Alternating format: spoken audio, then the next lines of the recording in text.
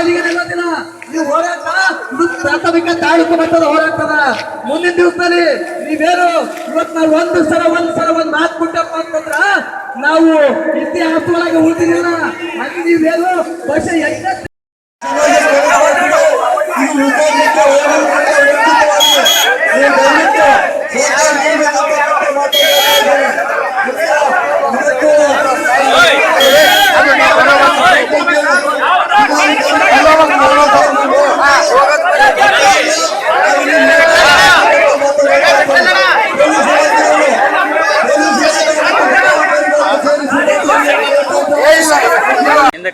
ಕಲಬುರಗಿ ತಾಲೂಕಿನಲ್ಲಿ ಪರಮ ಪೂಜ್ಯರಾಗಿರುವಂತ ಶ್ರೀ ಶ್ರೀ ಸಿದ್ದರಾಮಾನಂದಪುರಿ ಮಹಾ ಸ್ವಾಮೀಜಿರವರು ಕಳೆದ ತಿಂಗಳು ಏನು ಆದೇಶ ಮಾಡಿದ್ರು, ಆ ಆದೇಶದ ಮುಖಾಂತರ ಕಳೆದ ತಿಂಗಳು 9/12/2023 ನಗರದ ಬೀರ್ಲಿಂಗೇಶ್ವರ ಗೋಂಡ ವಸತಿ ನಿಲಯದಲ್ಲಿ ಪೂಜ್ಯರ ಒಂದು ನಿರ್ದೇಶನದಲ್ಲಿ ಕಲಬುರಗಿ ಜಿಲ್ಲಾ ಗೋಂಡ ಕುರುಬರ ಸಂಘದ ಒಂದು ಸಂಘಟನೆ ಸಂಯುಕ್ತ ಆಶ್ರಯದಲ್ಲಿ ಕಲಬುರಗಿ, ಬೀದರ್, ಯಾದಗಿರಿ ಜಿಲ್ಲೆಯ 3 ಜಿಲ್ಲೆಯ ಮುಖಂಡರುಗಳನ್ನು, 3 ಜಿಲ್ಲೆಯ ಸಮಾಜದ ಅಧ್ಯಕ್ಷರುಗಳನ್ನು, ಯುವ ಮುಖಂಡರುಗಳನ್ನು, ವಿವಿಧ ಘಟಕದ ಪದಾಧಿಕಾರಿಗಳ ಅಧ್ಯಕ್ಷರುಗಳ ಸಭೆಯನ್ನು 9/12/2023 ಸ್ವಾಮೀಜಿಯವರು ಕರೆದಿದ್ದರು. ಬಂಧುಗಳೇ, ಕರೆದಿರುವಂಥ ಮುಖ್ಯ ಉದ್ದೇಶ ಏನು ಅಂತಂದರೆ,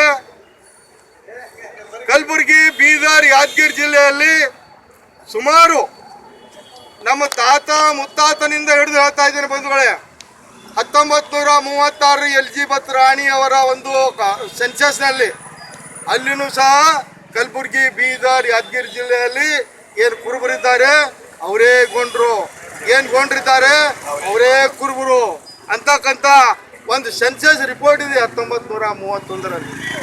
ಮುಂದುವರಿದು 1950ರಲ್ಲಿ ಏನು ಡಾಕ್ಟರ್ BR ಅಂಬೇಡ್ಕರ್ ಅವರ ಸಂವಿಧಾನ ಬಂತು. ಆ ಸಂವಿಧಾನದಲ್ಲಿಯೂ ಸಹ ಕಲಬುರಗಿ, ಬೀದರ್, ಯಾದಗಿರಿ ಜಿಲ್ಲೆಯಲ್ಲಿಯೇ ಸೀರಿಯಲ್ ನಂಬರ್ 9 ಜಾತಿ ಒಂದು ಲಿಸ್ಟ್ನಲ್ಲಿ ಸೀರಿಯಲ್ ನಂಬರ್ 9ರಲ್ಲಿ ಗೋಂಡ ಇದೆ. ಗೋಂಡ ಎಲ್ಲರ ಅರ ಅಂತಂದ್ರೆ ಕಲಬುರಗಿ, ಬೀದರ್, ಯಾದಗಿರಿ ಜಿಲ್ಲೆಯ ಅರ ಅಂತಕ್ಕಂಥ ಸಂವಿಧಾನದಲ್ಲಿ ಇದೆ ಬಂಧುಗಳೇ. 1950ರಿಂದ ನಮ್ಮ ತಾತ ಮುತ್ತಾತ ಹಲವಾರು ಮನವಿಗಳು, ಹೋರಾಟಗಳು, ಮನವಿ ಪತ್ರಗಳು ಕೊಡುವುದ್ರ ಮುಖಾಂತರ 1996ವರೆಗೆ ಸರ್ಕಾರಕ್ಕೆ ಪ್ರತಿಭಟನೆ ಮಾಡುವುದ್ರ ಮುಖಾಂತರ ಮನವಿ ಸಲ್ಲಿಸಿದ್ದೇವೆ. ಆ ಮನವಿ ಪ್ರತಿಭಟನೆಯ ಒಂದು ನಿಟ್ಟಿನಲ್ಲಿ 1996ರಲ್ಲಿ ಕರ್ನಾಟಕ ಸರ್ಕಾರ ಕೇಂದ್ರ ಸರ್ಕಾರಕ್ಕೆ ಏನದಂತಂದ್ರೆ ಕಲಬುರಗಿ, ಬೀದರ್, ಯಾದಗಿರಿ ಜಿಲ್ಲೆಯಲ್ಲಿ ಗೊಂಡ್ರೆ ಕುರುಬರು, ಕುರುಬರೇ ಗೊಂಡ್ರು ಅಂತಕ್ಕಂಥ ವರದಿ ಸಲ್ಲಿಸಿದ ನಂತರ ಕೇಂದ್ರ ಸರ್ಕಾರ ಏನು ಮಾಡ್ತು ಅಂತಂದ್ರೆ, ಇದರಲ್ಲಿ ಕುಲಶಾಸ್ತ್ರ ಅಧ್ಯಯನ ಇಲ್ಲ, ಅದಕ್ಕಾಗಿ ನಾವು ಮಾಡಂಗಿಲ್ಲ ಅಂತಕ್ಕಂಥ ಫೈಲನ್ನು ರಿಟರ್ನ್ ಕರ್ನಾಟಕ ಸರ್ಕಾರಕ್ಕೆ ಕಳಿಸ್ತು ಬಂಧುಗಳೇ. 96ರಲ್ಲಿ ಬಂದಿರುವಂಥ ಫೈಲು ತೆರಿಗೆ ಹಾಲು ಮತದ ಹುಲಿ ಈ ರಾಜ್ಯದ ಪ್ರಸ್ತುತ ಮುಖ್ಯಮಂತ್ರಿ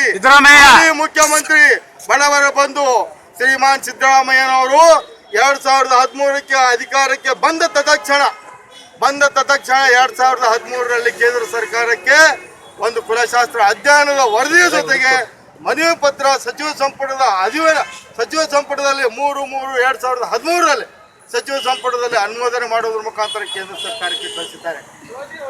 2013ರಿಂದ 2015, 16, 20, 23 ಈ 10 ವರ್ಷಗಳ ಕಾಲ ಸಣ್ಣ ಕ್ವಾರಿಗಳನ್ನು ಹಾಕೋದ್ರ ಮುಖಾಂತರ ಕೇಂದ್ರದ ಆರ್ಜೆ ಏನಿದೆ ಸಣ್ಣ ಕ್ವಾರಿ ಹಾಕೋದ್ರ ಮುಖಾಂತರ 3 ಬಾರಿ ಕೇಂದ್ರ ಸರ್ಕಾರದಿಂದ ರಾಜ್ಯ ಸರ್ಕಾರಕ್ಕೆ ಬಂತು. ಆದರೆ ರಾಜ್ಯ ಸರ್ಕಾರ ಆರ್ಜೆ ಕೇಳಿರುವಂಥ ಪ್ರಶ್ನೆಗಳಿಗೆ ಸೂಕ್ತವಾದಂಥ ಉತ್ತರವನ್ನು ಕೊಡುವುದ್ರ ಮುಖಾಂತರ ಈ 3 ಜಿಲ್ಲೆಯ ಕುರುಬರು ಗೊಂಡ್ರು ಒಂದೇ ಅಂತಕ್ಕಂಥದ್ದು ಹೇಳಿದೆ. ಆದರೆ 10 ವರ್ಷಗಳ ಇನ್ನೊಂದು 2 ನಿಮಿಷ ಹೇಳ್ತಾ ಇದ್ದೇನೆ. 10 ವರ್ಷಗಳ ಕಾಲ ಕೇಂದ್ರದಲ್ಲಿ ನರೇಂದ್ರ ಮೋದಿ ಅವರ ಸರ್ಕಾರ, ಗೃಹ ಮಂತ್ರಿಗಳಾಗಿರುವಂಥ ಅಮಿತ್ ಶಾ ಅವರ ಒಂದು ನೇತೃತ್ವದಲ್ಲಿ 10 ವರ್ಷಗಳ ಕಾಲ ಈ 3 ಜಿಲ್ಲೆಯ ಫೈಲನ್ನು ಮುಟ್ಟದೆ ನೋಡದೆ ಕ್ಯಾರೆ ಅಂತಕ್ಕಂಥ ವ್ಯಕ್ತಿಗಳ ವಿರುದ್ಧ, ಈ ದೇಶದ ಪ್ರಧಾನಮಂತ್ರಿ ವಿರುದ್ಧ, ಗೃಹ ಮಂತ್ರಿ ವಿರುದ್ಧ ಪೂಜ್ಯರ ರಣಕಳೆಯನ್ನು ಕೂಗಿದ್ದಾರೆ. ಆ ರಣಕಳೆಯ ಮುಂದುವರಿದ ಭಾಗ ಇವತ್ತು ಕಲಬುರಗಿ ತಾಲೂಕು ಅಂತಕ್ಕಂಥದ್ದು. ಈ ಒಂದು ಪ್ರತಿಭಟನೆ ಮುಖಾಂತರ ಇವತ್ತು ಮಾಧ್ಯಮದ ಮುಖಾಂತರ ನಾನು ಮಾತು ಹೇಳ್ತಾ ಇದ್ದೇನೆ, ಎಚ್ಚರಿಕೆ ಕೊಡ್ತಾ ಇದ್ದೇನೆ. ಈ ಒಂದು 2 ತಿಂಗಳಲ್ಲಿ ನೀವೇನಾದರೂ ಸಚಿವ ಸಂಪುಟದಲ್ಲಿ ಅನುಮೋದನೆ ಮಾಡದೇ ಇದ್ದಲ್ಲಿ, ಈ ಭಾಗದ ಜನರಿಗೆ ನ್ಯಾಯ ಕೊಡದೇ ಇದ್ದಲ್ಲಿ ಪುನಃ ಮತ್ತೊಮ್ಮೆ ಪೂಜ್ಯರ ಆದೇಶದ ಮೇರೆಗೆ ಸಭೆ ಕರೆಯುವುದರ ಮುಖಾಂತರ ಯಾರು ಸಮಾಜದ ಪರವಾಗಿ ಕೆಲಸ ಮಾಡ್ತೀರಿ, ಯಾರು ನಮ್ಮ ಪರವಾಗಿ ಕೆಲಸ ಮಾಡ್ತೀರಿ ಅವ್ರಿಗೆ ಮಾತ್ರ ಲೋಕಸಭೆ ಕಳಿಸ್ತೇವೆ. ಯಾರು ನಮ್ಮ ವಿರುದ್ಧ ಮಾಡ್ತೀರಿ, ಯಾರು ನಮ್ಮ ವಿರುದ್ಧ ಪಿತೂರಿ ಮಾಡ್ತೀರಿ ಅವ್ರಿಗೆ ಮಾತ್ರ ಕಲಬುರಗಿದ ಶಾಶ್ವತ ಇರೋಂಗ್ ಮಾಡ್ತೀವಿ ಅಂತಕ್ಕಂಥ ಖಂಡಿತವಾದ ಎಚ್ಚರಿಕೆಯನ್ನು ಕೊಡ್ತಾ ಇದ್ದೇವೆ. ಆದ್ದರಿಂದ ಕೂಡಲೇ ಏನು ಅಂತಂದ್ರೆ ಕೇಂದ್ರ ಸರ್ಕಾರ ಮಾಡಬೇಕು. ಕೇಂದ್ರದಲ್ಲಿ ಬಿಜೆಪಿ ಸರ್ಕಾರದ ಎಷ್ಟು ಕರ್ತವ್ಯ ಇದೆ ಅಷ್ಟೇ ಕರ್ತವ್ಯ ಕಾಂಗ್ರೆಸ್ನೂ ಇದೆ. ಕಾಂಗ್ರೆಸ್ನ ಡಾಕ್ಟರ್ ಮಲ್ಲಿಕಾರ್ಜುನ್ ಖರ್ಗೆ ಅವರು ಲೋಕಸಭೆಯಲ್ಲಿ ರಾಜ್ಯಸಭೆಯ ವಿರೋಧ ಪಕ್ಷದ ನಾಯಕರಾಗಿದ್ದಾರೆ. 3 ಜಿಲ್ಲೆಯ ಪ್ರತಿನಿಧಿ ಇದ್ದಂಗೆ ಇದ್ದಾರೆ. ಅವರನ್ನು ಸಹ ಪ್ರಶ್ನೆ ಕೇಳೋದ್ರ ಮುಖಾಂತರ ಜನರಿಗೆ ನ್ಯಾಯ ಕೊಡಬೇಕು ಅಂತಕ್ಕಂಥ ಮನವಿಯನ್ನು ತಮ್ಮ ಮುಖಾಂತರ ವಾಹಿನಿಗಳ ಮುಖಾಂತರ ಕೇಳಿಸ್ಕೊತಾ ಇದ್ದೇನೆ.